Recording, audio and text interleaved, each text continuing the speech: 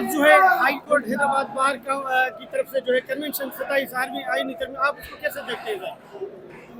میں یہی کہوں گا کہ اس کا مقصد یہی ہے کہ گورنمنٹ جو متنازع امینڈمنٹ پاس کرنے جا رہی ہے اس کو ہم کسی طور پہ بھی ایکسیپٹ نہیں کریں گے، اور اپنے پارٹ کا ہر قسم کا جو بھی ہوگا ریئیکشن دیں گے، اور ہم جو ہے اس اگر وہ امینڈمنٹ کرتے ہیں اس کو ہر دو صورت میں ٹرن ڈاؤن کرا کے چھوڑیں گے۔ اچھا عابد صاحب، 26 آئینی ترمیم کے دوران بھی جو ہے وکلا نے بڑا رد عمل دیا تھا، وہ باقی صوبوں کی بھیٹ میں سندھ میں امپلیمنٹ پائی جاتی ہے، تو اب 27 جو ترمیم ہے اس میں آپ کیا سمجھتے ہیں کہ وکلا کا جو ہے وہ کون سے اہم خدشات ہو سکتے ہیں؟ دیکھیں اس میں مختلف خدشات ہیں، کانسٹیٹیوشنل کورٹ سے ریلیونٹ ہے، ایگزیکٹو میجسٹریٹ سے ریلیونٹ ہے، پھر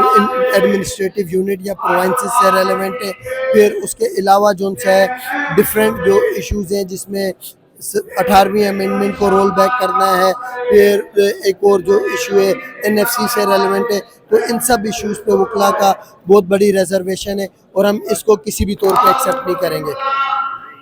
اچھا عابد صاحب، ابھی تک جو ہے وہ 27 آئینی ترمیم کا مسودہ بھی جو ہے وہ ڈسپلے نہیں ہوا، تو یہ آپ سمجھتے نہیں ہیں کہ یہ وقت سے پہلے ہے کہ کون سے خدشات آپ کو؟ دیکھیں انہوں نے بندے رکھے ہوئے، ان کے تھرو وہ مارکیٹ میں کچھ چیزیں پھینکتے ہیں، پھر اس کے بعد لوگوں کا ریئیکشن دیکھتے ہیں، پھر اس ریئیکشن کے مطابق جس میں دیکھتے ہیں کہ ابھی لوگ کم ریئیکٹ کر رہے ہیں اس کو امینڈمنٹ کر دیتے ہیں، اور جس پہ لوگ زیادہ ریئیکٹ کر رہے ہوتے ہیں اس کو چھوڑ دیتے ہیں، اس کو اب نیکسٹ امینڈمنٹ کے لیے چھوڑ دیا ہے۔ جیسا کہ 26ویں میں جو ریئیکشن آئے، جو 26ویں کے ریئیکشن آئے اس کے بعد ان کو کچھ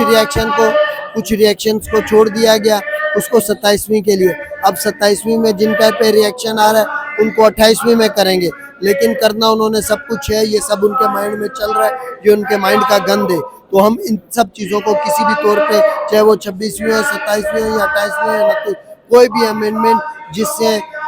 جو ہے جوڈیشری کو نقصان پہنچے یا سندھ کی وحدانیت کو یا پاکستان کی وحدانیت کو خطرہ، ہم اس کو ایکسیپٹ نہیں کریں گے۔